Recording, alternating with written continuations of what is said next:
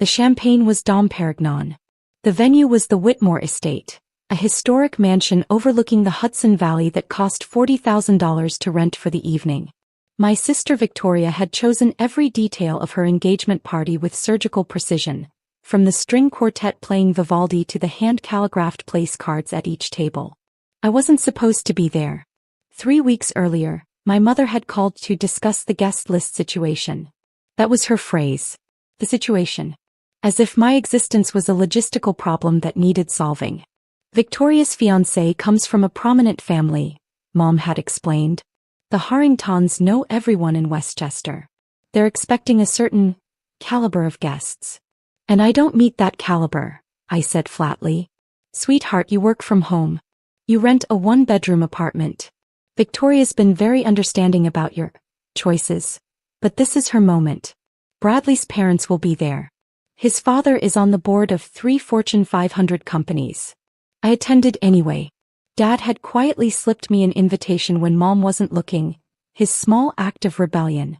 He'd whispered, "She's still your sister." Now I stood near the back of the grand ballroom, nursing a glass of sparkling water, watching my family perform their favorite roles. Victoria the golden child, Mom the proud matriarch, and me, the family embarrassment they tried to hide from high society. What none of them knew was that I'd paid for half of everything in this room. Growing up in the Chin household meant understanding your place in the hierarchy from the moment you could comprehend language. Victoria was the firstborn, the beauty, the one who got straight A's without trying. I was the afterthought, born 5 years later when my parents had already decided one perfect child was enough. Victoria got piano lessons, ballet classes, and a full ride to Cornell. I got hand-me-downs, community college, and a lot of sighs whenever I brought home a report card that was merely above average. "Why can't you be more like your sister?" became the soundtrack of my childhood. The comparisons were constant and crushing. When Victoria won the state spelling bee at 12, Mom framed the certificate and hung it in the living room. When I came in third at my science fair at 14, an accomplishment I was genuinely proud of, Mom said, "That's nice, honey. Did you see your sister's new trophy case?" Victoria learned to weaponize my invisibility. She'd borrow my things without asking and claim she thought they were hers. She'd tell her friends I was adopted. "Look at her, she doesn't even look like us." She'd invite the whole family to her achievements and conveniently forget to mention mine. The worst was my high school graduation. I'd been accepted to 3 colleges with partial scholarships. Not Ivy League but respectable. The morning of the ceremony, Victoria announced she'd gotten into Wharton for her MBA. My graduation became Victoria's celebration. By the time I was 22, I'd learned to stop competing. I took a job as a data analyst at a small tech firm in Brooklyn, rented a studio apartment that my mother described as depressing, and quietly started teaching myself to code at night. While Victoria was getting her MBA at Wharton and dating men whose families owned summer homes in the Hamptons, I was eating ramen and building algorithms in my living room. The difference was nobody was watching me. Nobody expected anything. And in that invisibility I found something Victoria never had. Freedom. 3 years ago, I developed a predictive analytics tool that could identify market trends 6 months before they happened. A former colleague, now a partner at Meridian Ventures, saw my work and offered to connect me with investors. Within 18 months, I'd sold the algorithm to a hedge fund for $4.2 million. I used that money to start my own investment firm, Evergreen Capital, operating completely under the radar. I didn't tell my family. Why would I? Every holiday dinner was the same performance. Victoria would talk about her latest promotion, her new car, her vacation in Positano. Mom would beam. Dad would nod approvingly. Then someone would turn to me. "And how's your little job, Maya? Still renting that apartment? Any prospects on the horizon? You're not getting any younger." I would smile, give vague answers, and watch their pity settle over me like a familiar blanket. The truth was, by that point my net worth had quietly surpassed Victoria's by a factor of 12. But they didn't need to know that. Not yet. 2 years ago, Victoria announced she was starting a beauty company. LUXE Beauty Company would revolutionize sustainable cosmetics, she declared at Thanksgiving, already practicing her pitch. She needed investors. "I've got meetings with 3 venture capital firms," she said, barely touching her turkey. "But I need a seed round first. Something to prove concept." Mom immediately offered to liquidate some investments. Dad suggested a second mortgage. I sat silently, pushing cranberries around my plate. That night I called Marcus Webb, my fund manager. I need you to set up an anonymous investment, I told him. LUXE Beauty Company. They'll be looking for seed funding. I want in for $1.8 million, but my name stays completely off the paperwork. That's a significant sum for a startup with no track record, Marcus said carefully. She's my sister. Understood. Victoria never questioned where the money came from. An anonymous angel investor believed in her vision. That was all she needed to know. Within 6 months, LUXE Beauty had a product line, a small team and a flagship store in Soho. Mom called me to share the good news, her voice dripping with pride that was never directed at me. Your sister is building an empire, she said. Maybe you could learn something from her. I thanked her for the update and hung up. For 18 months I watched from the shadows. I received quarterly reports on my investment, watched Victoria's Instagram transform into a carefully curated showcase of entrepreneurial success, and listened to my family praise her while dismissing me at every gathering. I wasn't hiding. I was watching. Waiting. Documenting every cruel comment, every dismissive laugh, every moment they made me feel like less than nothing. I didn't know exactly when I'd need that documentation, but I knew the moment would come.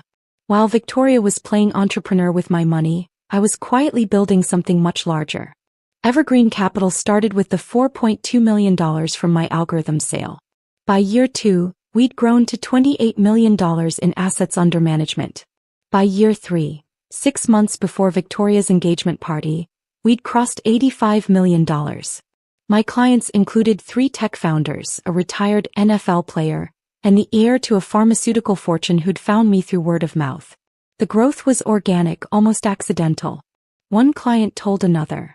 A successful bet on a renewable energy startup earned us a 340% return, and suddenly my phone was ringing with new investment inquiries. I hired Diane full-time. We brought on 2 analysts. We moved from my living room to a modest office in Dumbo. But I still lived in a 1-bedroom apartment. I still drove a 7-year-old Honda Civic. I still dressed in clothes from Target when I visited my family.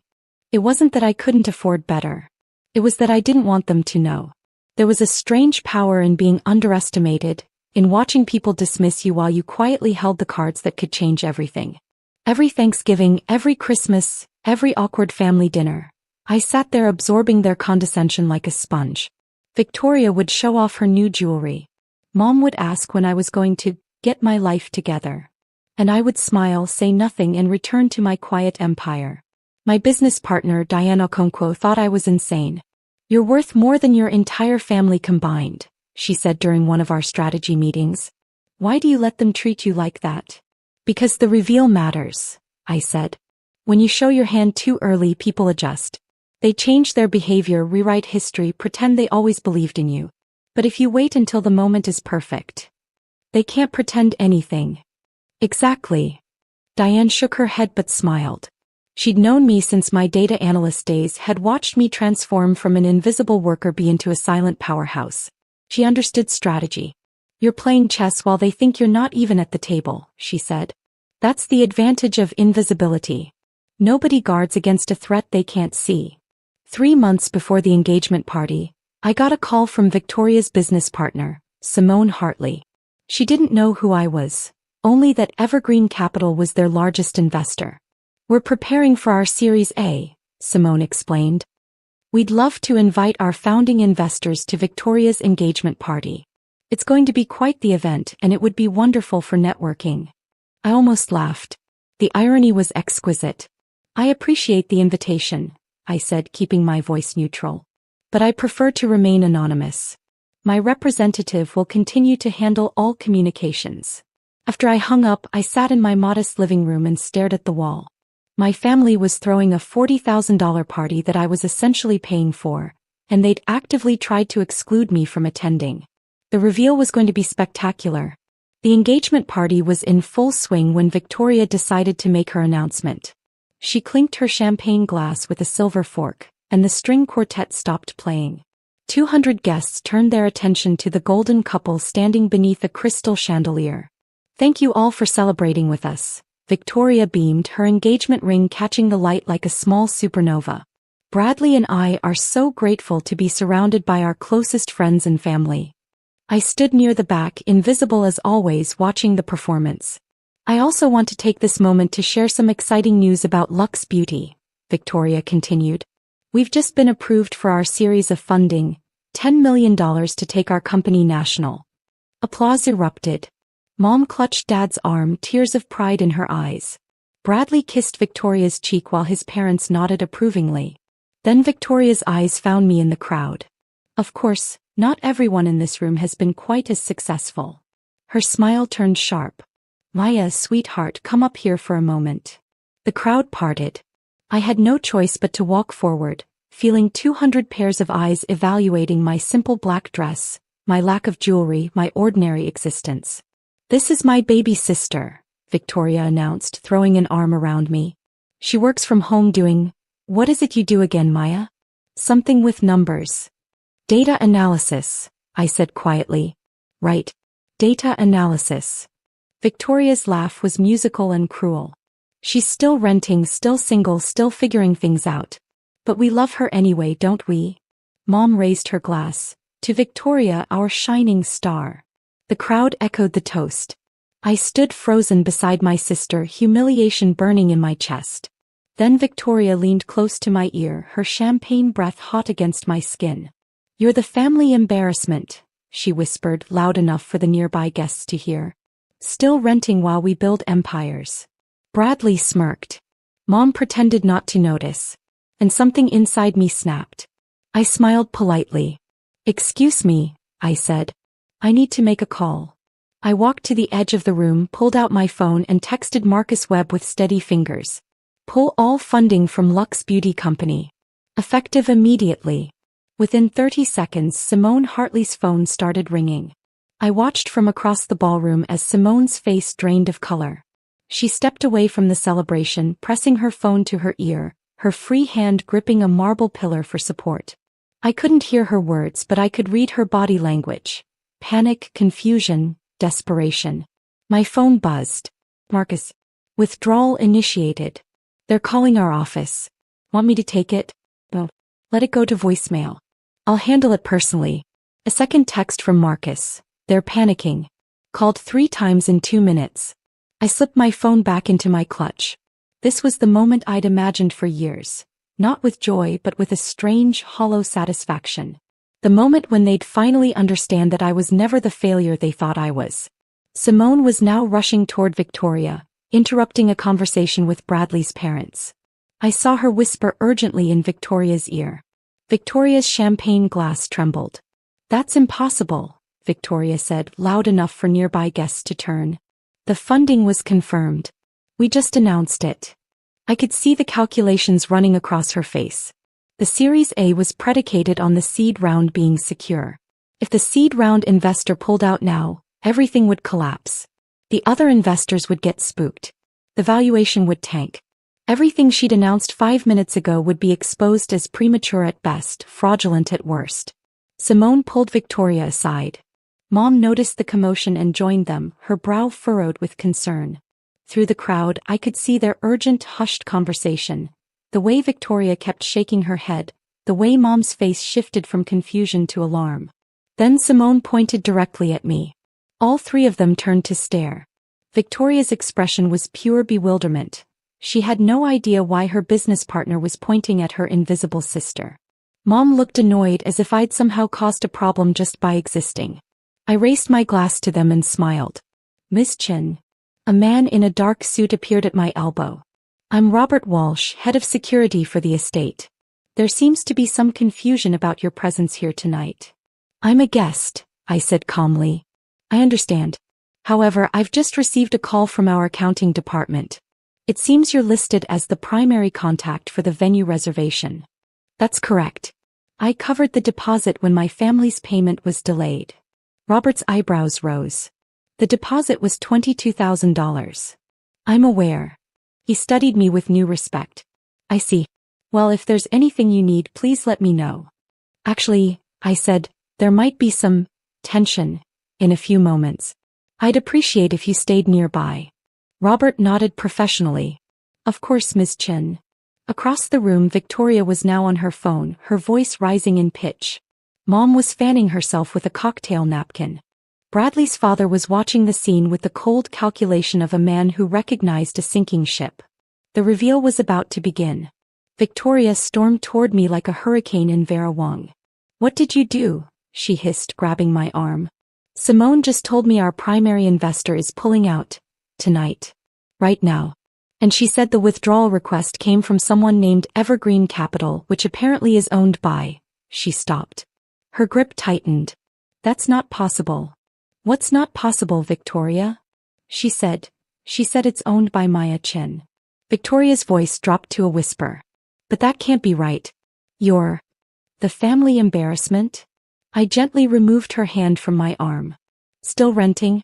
Still figuring things out. Mom appeared, her face a mask of controlled fury. Maya, whatever you're doing, stop it. This is your sister's night. Mom, do you know who funded Luxe Beauty? Asked my voice calm. Who put in the first $1.8 million that got Victoria's company off the ground? Some angel investor. Victoria told us. That angel investor was me. The words hung in the air like a detonation. That's ridiculous, Mom sputtered. You don't have that kind of money. You work from home. I do work from home. From my home office, where I manage an $85 million investment fund. I pulled out my phone and opened my portfolio summary. Would you like to see the documentation? Dad had quietly joined us, his expression unreadable. He took the phone from my hand and studied the screen. His eyes widened. This is real. Stat. It's real. Victoria grabbed the phone. The color drained from her face as she scrolled through the accounts, the investment statements, the company valuations. This can't. She looked up at me with something I'd never seen in her eyes before. Fear. You funded my company. I believed in you, I said simply. Even when you made it very clear you didn't believe in me. Simone had joined the group, clutching her tablet. Miss Chen, please. If you withdraw now, we'll lose the Series A. The other investors will pull out. Everything we've built. Everything I've built, I corrected quietly. With my money. My risk. Maya, sweetheart. Mom's voice had shifted to the tone she used when she wanted something. This is all just a misunderstanding. Victoria didn't mean what she said. She was just excited, caught up in the moment. Which moment, Mom? I turned to face her fully. When she called me the family embarrassment tonight. Or when you tried to uninvite me from this party because I'm not high caliber enough for the Harringtons. Or perhaps the last 15 years of being treated like a disappointment because I didn't measure up to your golden child. Mom's mouth opened, then closed. Dad looked at the floor. Bradley's father stepped into our circle, his expression cold and analytical. Victoria, is it true that your primary investor is your sister? Victoria couldn't speak. She just nodded. And she's withdrawing her funding? Mr. Harrington, I said, turning to him, I'm withdrawing because I've just discovered that my investment was based on incomplete information. I was led to believe that Luxe Beauty was built on innovation and hard work. What I see tonight is a company built on family money and cruelty. Mr. Harrington nodded slowly. I see. He turned to his wife. Eleanor, I believe we should go. Wait, Bradley stepped forward. Father, this is just a family dispute. It has nothing to do with Victoria's business. It has everything to do with her character, Mr. Harrington replied. And character determines business. He looked at Victoria with visible disappointment. You publicly humiliated the person who made your success possible. That tells me everything I need to know about how you'd handle a marriage into our family. Bradley's mother was already moving toward the door. Bradley looked between his parents and Victoria, his face a mask of indecision. Bradley, Victoria pleaded. Don't leave. This is our engagement party. I can fix this. I'll apologize. Maya, please. Bradley. Mr. Harrington's voice was final. Yow. Bradley pulled the engagement ring off Victoria's finger. I'm sorry, he said quietly. But I can't marry someone who would treat family like this. If you do this to your own sister, what would you do to me? He walked away without looking back. Victoria collapsed onto a nearby chair, her perfect makeup streaming down her face. Mom rushed to comfort her, shooting daggers at me. How could you? Mom demanded. How could you ruin everything? I didn't ruin anything, I said calmly. I simply stopped funding it. Victoria's choices ruined everything. You taught her that cruelty had no consequences. Tonight she learned otherwise. I picked up my purse and turned to Simone. I'll speak with my fund manager tomorrow about the terms of the withdrawal. It doesn't have to be immediate.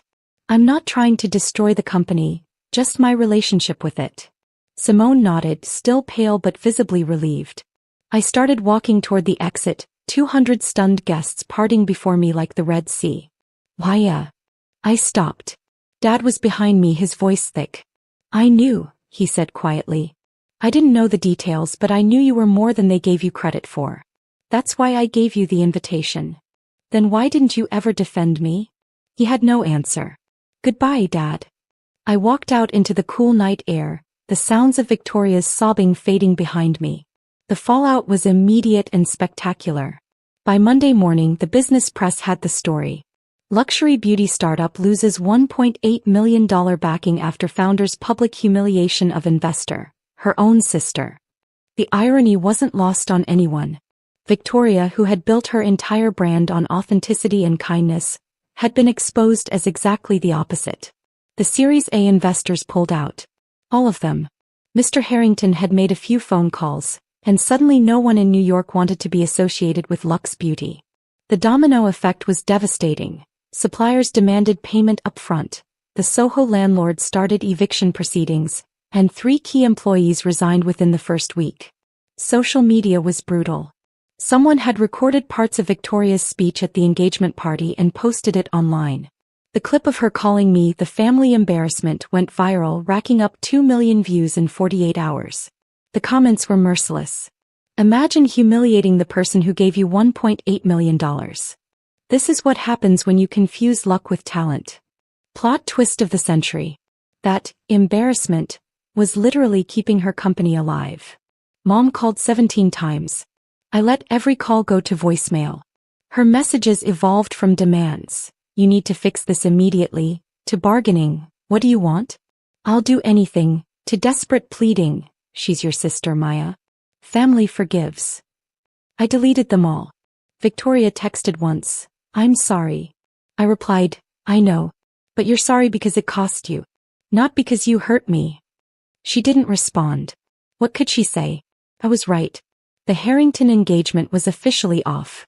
The gossip pages reported that Bradley was already dating a charity foundation director from Boston, someone his parents actually approved of. The engagement ring reportedly sold at auction for $87,000, which Bradley donated to a women's business development fund. The irony was exquisite.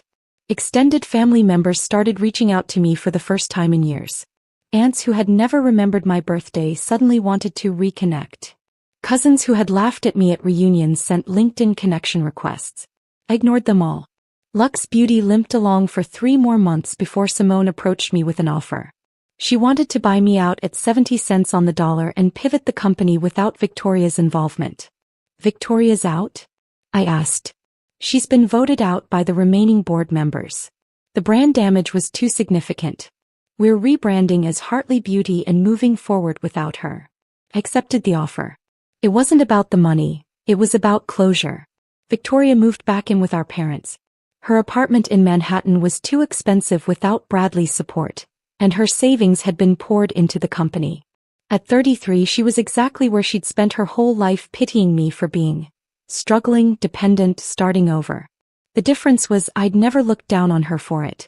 That wasn't who I was. That wasn't who I wanted to be.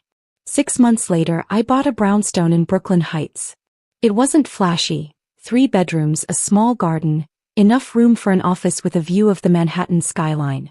Diane had convinced me that I needed to stop living like I was still hiding. You won, she said during the closing. You can enjoy it now. But it never felt like winning. It felt like surviving. Like finally being seen after a lifetime of invisibility. I decorated the brownstone slowly, thoughtfully. Every piece of furniture was something I chose for myself.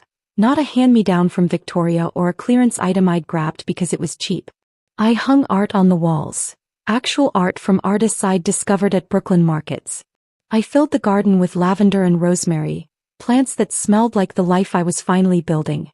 Dad showed up at my new house on a Sunday afternoon unannounced. He stood on my stoop with a bottle of wine and eyes full of regret. "Your mother doesn't know I'm here," he said. "I know. I should have defended you. For years I should have said something. I was a coward. I let him in. We sat in my living room, still mostly unfurnished, and he told me things I'd waited 30 years to hear. That he'd always seen my potential. That he'd kept my early coding projects in a box in his closet. That he'd secretly read about Evergreen Capital's success in a trade publication and cried in his car. I was proud, he said. But I was too weak to say it when it mattered. And now I'm saying it. I'm proud of you, Maya. I always was. We talked for hours. He told me about the strain in the house since the engagement party, Mom's denial, Victoria's depression, the awkward silences at dinner. He asked if there was any path to reconciliation. Maybe, I said. But not until they're sorry for the right reasons. Not because I have money. Not because I have power. Because they hurt me. Because they made me feel worthless for 30 years. That's what needs to be acknowledged. He nodded. I'll tell them. Dad. Yes. You can come back. Just you. Anytime. He hugged me, the first real hug I could remember getting from him since childhood. We weren't fully healed. We might never be. But it was a start. Victoria and I haven't spoken since the engagement party. Mom still sends passive-aggressive birthday cards with checks I don't cash. The family as I knew it is gone. But the family I chose, Diane, Marcus, the team at Evergreen, the friends who saw me when my blood relatives refused to, they're my real family now. They're the ones who celebrate my victories without resentment, who support my struggles without judgment. Last month, Forbes reached out about featuring Evergreen Capital in their annual list of top-performing boutique investment firms.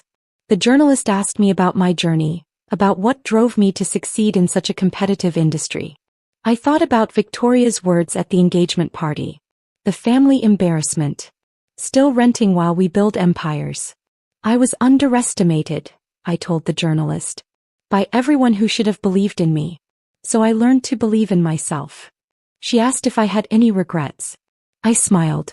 Only that I didn't stop apologizing for who I am sooner. The brownstone is quiet now. The city hums outside my window. Somewhere across the river, my sister is picking up the pieces of a life built on appearances. And somewhere in Westchester, my mother is probably still telling people that I ruined everything. Let her. And I'm here. Finally visible. Finally valued. Finally home. Not because I proved them wrong. But because I proved myself right.